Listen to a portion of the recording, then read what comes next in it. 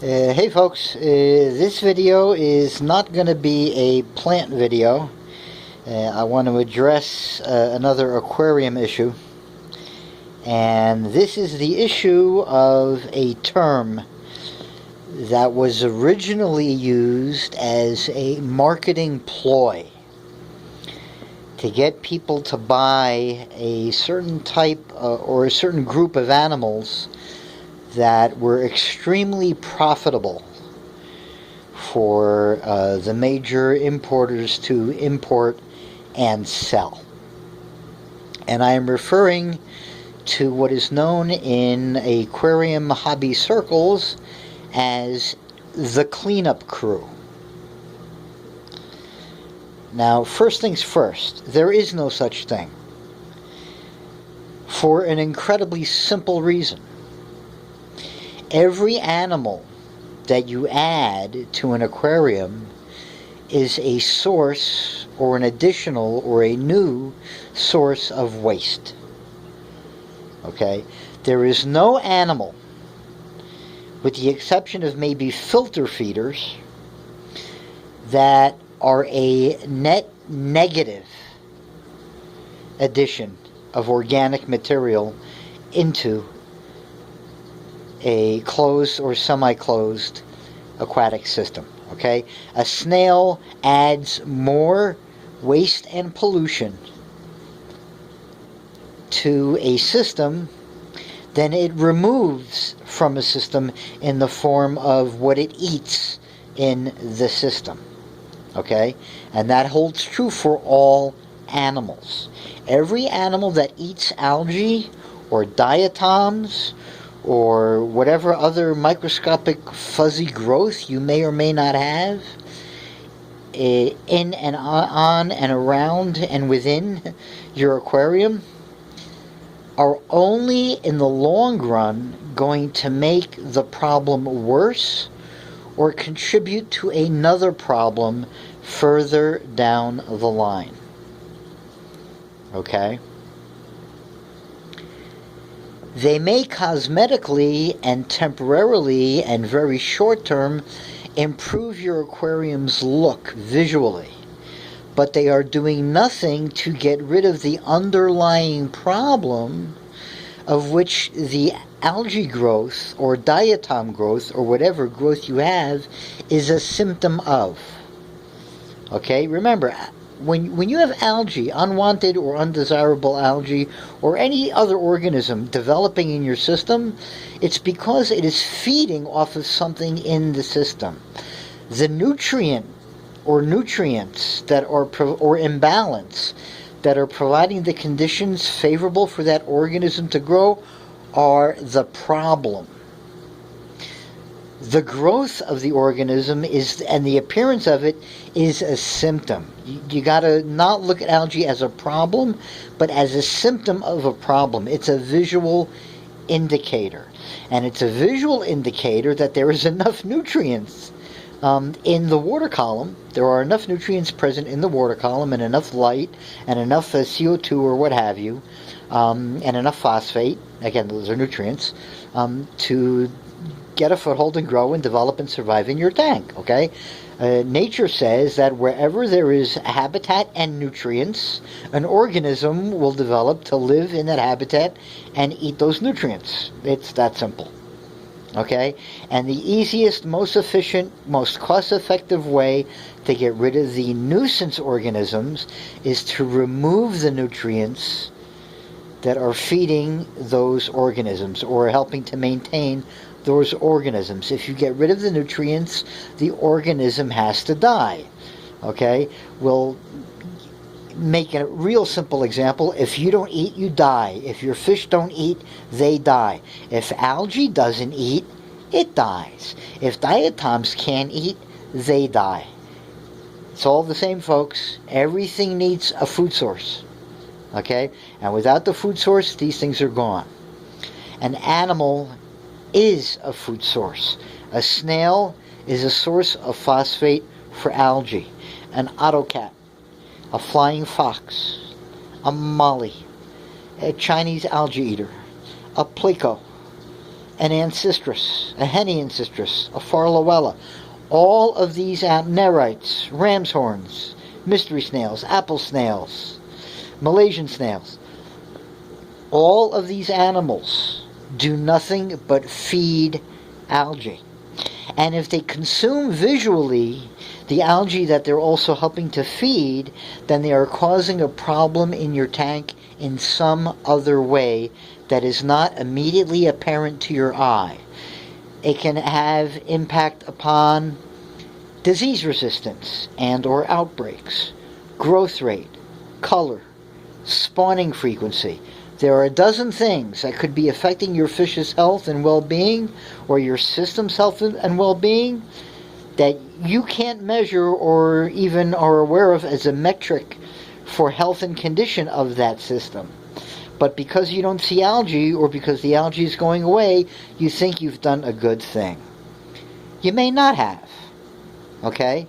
Many is the time I've had customers that I've been cultivating, so to speak, long-term to turn into good long-term hobbyists, and have become friendly with over the years, dealing with me as an employee of whatever store I worked at.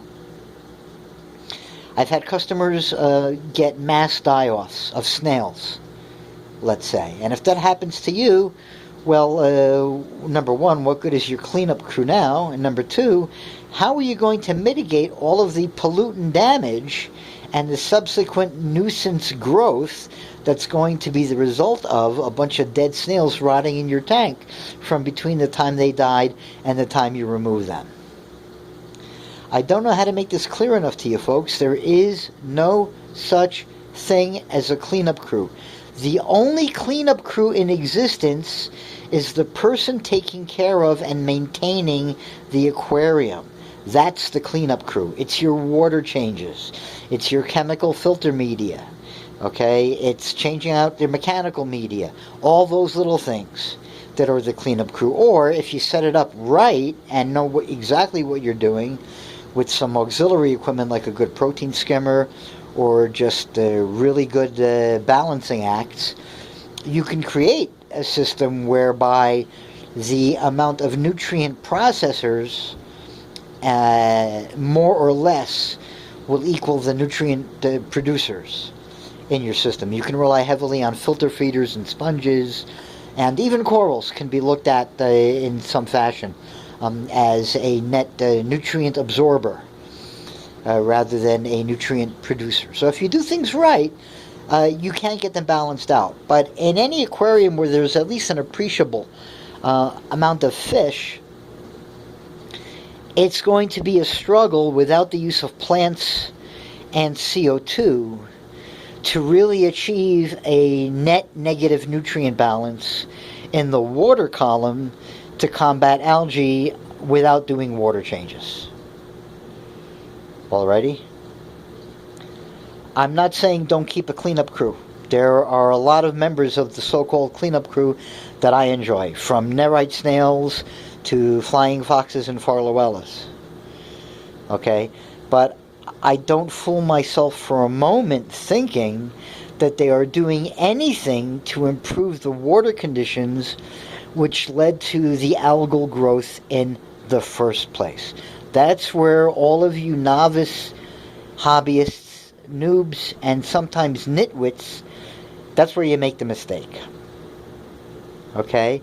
You have to understand why algae. And then once you understand why algae, you need to understand the what of algae.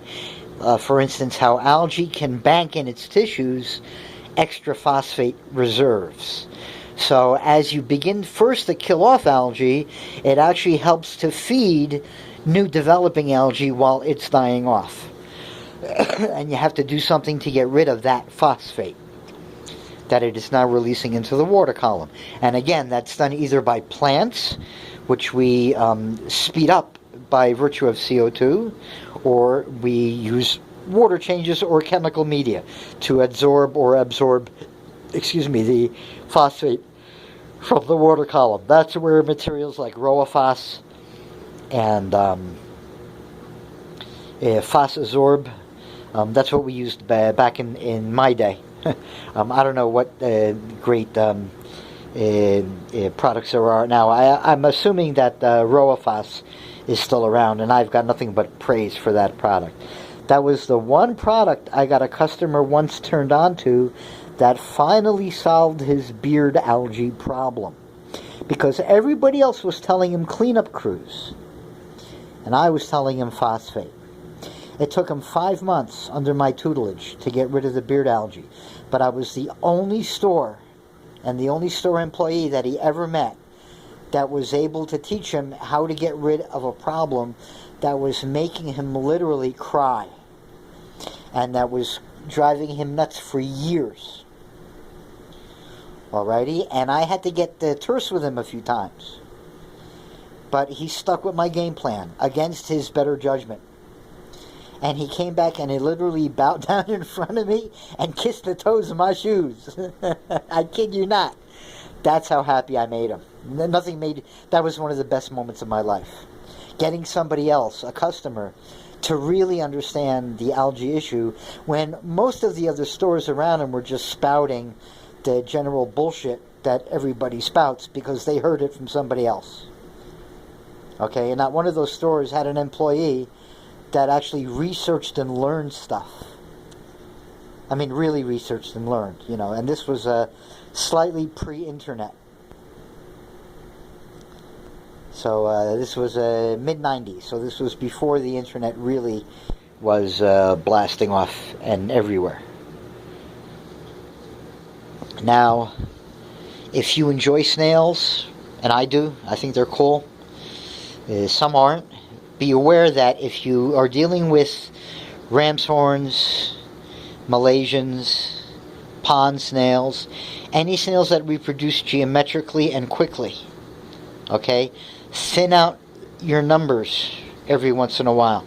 If you get a poisoning event, which can be anything from a little piece of metal, okay, from a staple that goes flying one day when you're opening mail, or you'd be amazed at what I found in people's fish tanks when I break them down. When I used to break them down, and they, because they have a mystery death, and we got to find out what it is, and we got to take everything down and start from scratch. You'd be amazed. Old razor blades I found underneath 2 inches of gravel. So, and flecks of stuff. I've had cleaning staff or house cleaners spray Windex near a fish tank. That'll do in 1,000 snails in 5 minutes, and then you got a problem.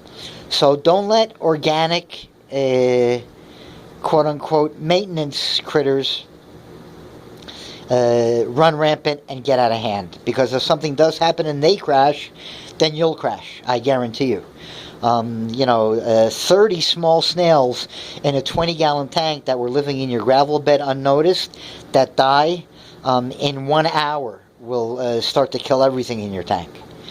They're nothing but organic mush to begin with no skeleton or what have you. They rot real quick. Okay? And understand that snail poop is also mostly phosphate. And phosphate happens to be one of the main nutrients for algae. Bear in mind that if you start growing real plants and fertilize them with both nutrients and CO2, you will outstrip the CO2, the phosphate production and nutrient production by the organisms in your tank, and you will starve out the algae, and the algae will go bye-bye by your plants outcompeting the algae. And bear in mind that the only real way to do an effective water change is to do at least a 60, if not 90% water change. And that'll bring me to part 2, because there's a 15-minute limit on these videos. Here comes part 2.